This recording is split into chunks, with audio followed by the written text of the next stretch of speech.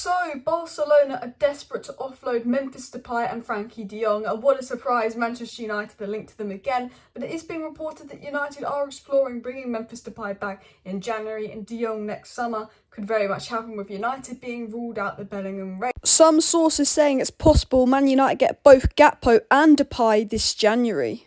Cody Gakpo to Manchester United seems to be the hottest news, with Romano saying the two main targets are Gakpo and Frimpong, but we know there's a lot of competition for Gakpo, what's likely to happen. But the big news coming out today, and this confirms all the reports on Joao Felix, is that the Atletico Madrid president has confirmed everything on Joao Felix, saying he wants to leave in January, confirming everything that's been reported on Joao Felix leaving in January. If Joao Felix wants to leave, reports have said Joao Felix would be open to joining United. Will he choose United over the other teams, and will United put in the money? Will they let him go on loan, or will they want £80 million? If it's £80 million, I don't see it happening. If they let Joao Felix go on loan, potentially. So reports are confirming the players that are available in January have been confirmed. But also, Man United play Cadiz tomorrow in a mid-season friendly. We will be live tomorrow night, 7 till 9 p.m, doing a watch-along for that, so do subscribe, people. I'm sorry I'm not live tonight, but there's just not loads to talk about. And when I go live, I like to talk for a good 45 minutes to an hour, and I think I would probably repeat myself. So if I just do a 10-minute video, I can get you the news, swift on time, and when there's more and more news and discussion points, after like the Cadiz game, we could talk about Maino or Gore or some of the youngsters that play. When there's more general talking points, we will do some more live streams, so I do apologise. We're also going to touch upon the Jadon Sancho stories as well. Samuel Luckhouse has revealed some truth in the Sancho story. So that was the longest intro ever. So hello and welcome back to Alice Talks Football. Welcome back to another video on the channel. Smash a like, smash a subscribe. There has been some leaks by Samuel Luckhouse regarding Sancho's character and a little bit about what's going on with Sancho. But I would tell you what's going on with Sancho before I even get into the news. He is working his hardest to get back to his best, and I feel sorry for Sancho because he's had a tough time. I think he gets over criticised, and I know there's a good player in there, and he is working hard to get back to his best. But I want to dive straight in to the transfer news. I want to get into the Depay news. Now, this has come from a tier 2 source, Dia Rosea. However, what I will say is this Depay news has been floating around a bit, and we do know United had some interest in summer. We know the Dutch links. We know Ten Hag, of course. We know that Depay likes United. We know Barca want to get rid of. We know he's in a position we need. We know he's versatile. Dia Rosea saying on Memphis Depay, United are the club most interested in signing Barcelona forward Memphis Depay during the January transfer window. He could be available for just 4.3 million next month. Now, there was reports that Barcelona were going to terminate his contract and let him go on a free as well. However, I think with his good World Cup form, Barcelona sitting there like, now we could get 5-6 million for him. I know that Ten Hag's interested in Depay. I know he's been good at the World Cup. Does he deserve a second chance at United? Look, if it's him or no one, I take Depay back. I still think Gakpo is the ideal target, followed by Felix. But I'm not against Depay. I'd love Depay and Gakpo. They've been really good as a strike partnership for the Netherlands as well. And it was also said by Dia Rosea that United will look to sign a new striker in January with options limited. A return could make sense as a short-term solution. And it's true. You know, we like Vlahovic.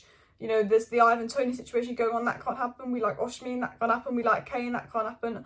A lot of our main striker targets can't happen until summer. So someone like Depay is short-term. Someone like Gakpo is someone that can fill in that striker role and play across the front three until we get striker we want. Joao Felix on loan is short-term. However, you know, it's confirmed he can leave Atletico, but we don't know if that's a permanent. But what we do know is the strikers on Man United's list seem to be Depay, Gakpo and Joao Felix as of now. They seem to be the three people we're pursuing, and I think if we fuck them up, we'll get some 33-year-old rubbish person.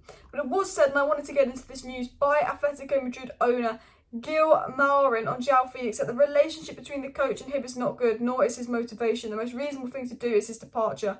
Although I'd love him to stay, but it's not his will. Basically, so the reports that Joao Felix wanted to leave are true, because Atletico Madrid's owners come out and said, yeah, I don't think he's going to stay, I think he's going to leave, I think it's about letting him leave, he doesn't get on with the coach. The only thing is he did mention an attitude problem there with Joao Felix. Do we want a player that maybe has some attitude issues, not getting on with the coach? I don't know. I think Ten Hag can manage that as well. He's a young player. I like Joao Felix. I think he's overrated. I think he's overpriced, but I do think he's a good player that can play centre forward, play the Bruno role, and I wouldn't say no to him at Manchester United. But he is available, and that is confirmed by the president of Atletico Madrid. The rumours of Joao Felix are confirmed, and the same people who were reporting that Joao Felix is available were also reporting that Man United were in for him. And I believe United are in for Joao Felix because we went and put an offer in for him in the summer. That was confirmed, but Atletico Madrid did not accept. If Man United were willing to pay money to get Joao Felix in the summer, I have a feeling they're willing to pay money to get Joao Felix in January. The only thing is, I don't think they're going to spend that much money in January. I think they're going to go for the cheaper option in January. So I think if Joao Felix was on loan, I could see United confidently going for him. But I don't know if United are going to spend loads of money to get Joao Felix in January. I know PSG, and Chelsea are also interested, and with them having Champions League football, they could beat United to the race. We know from Fabrizio Romano, though, Man United's number 1 target is Gakpo, and their number 2 target is Frimpong at right back. They're the 2 positions we seem to be exploring, and they're the 2 players we're watching the most. And we do know there is contact ongoing with Frimpong and Gakpo on United's side, on the agent side of stuff. So they're the 2 people to keep an eye on. But I think if Gakpo falls through or chooses someone over United, or we don't end up paying PSV the 50 million they want, keep an eye on Joao Felix, keep an eye on Depay. Some rumours saying we'll get Gakpo and Felix. Look, it's the Man United board, not, we don't have Man City's owners, we have the Glazers. And although we're probably going to get new owners, you can't trust United. But I say there are rumours of Depay and Gakpo coming, Dutch duo. Again, I can't see United doing more than 1 signing this January, but we'll have to wait and see. But it was said from Sport that Barcelona are now want to free up De Jong's contract again by either reducing his wages or letting him go altogether. Barcelona's still trying to get rid of Frankie de Jong, according to Sport. So that is a story, guys, that I definitely keep an eye on. I think that's going to heat up in the summer. I think Bellingham's overpriced. I think Enzo Fernandez could be difficult. He's only just gone to Benfica.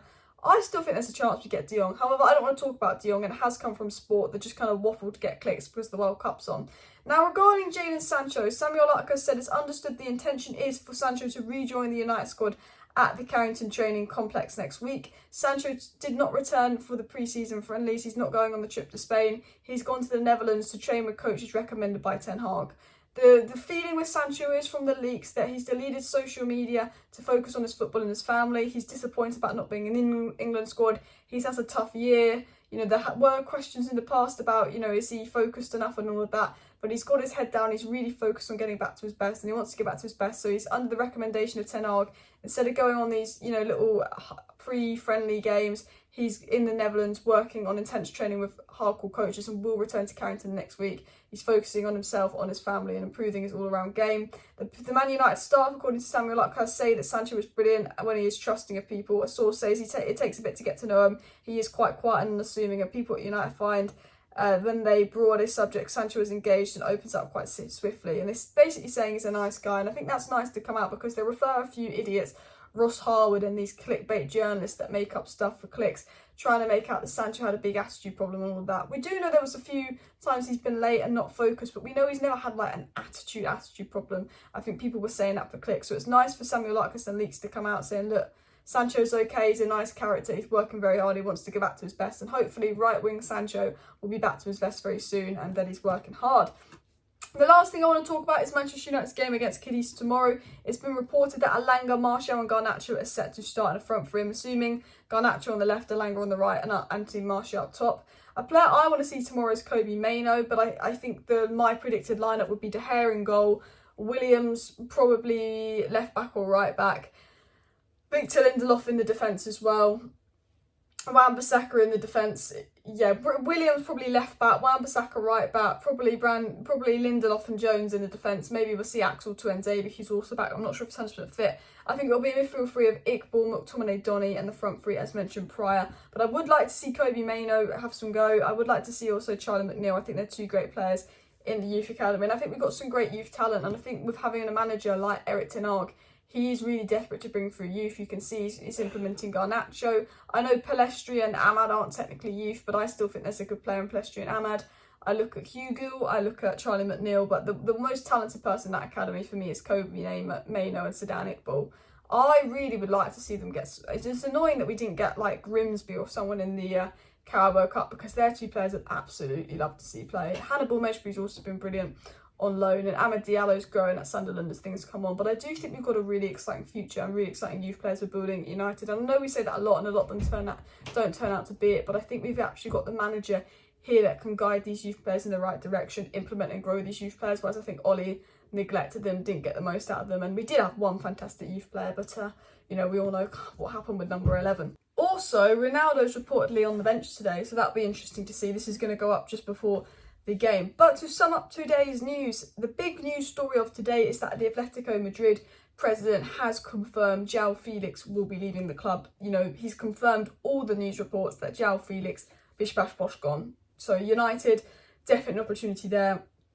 Talk a bit about Gakpo and Depay, spoke on Frankie de Jong, spoke about Jadon Sancho. But look guys, I will be back tomorrow with doing the Cadiz watch along, and I'll do a short match reaction afterwards as well. I think it'll be an exciting game. I've just missed club football so much, I'm not going to lie to you. There might be a video tomorrow morning if there's any news, but we will be about 7 PM tomorrow. So again, apologise for the lack of live streams at the moment, but I just don't want to make a live stream where I'm just repeating myself for an hour. It's so difficult because when I do a live stream, I've got to think, I like to spend a good 20 minutes talking about Man United games. There's not many Man United games to talk about. And then I like to spend a good 20 minutes on news and a good 20 minutes talking with you guys, but there's just a lot less to talk about. So I do apologise for that, but I hope you like the short videos anyway. And yeah, just can't wait till actual football is back. I'm not going to lie. But the World Cup's fun.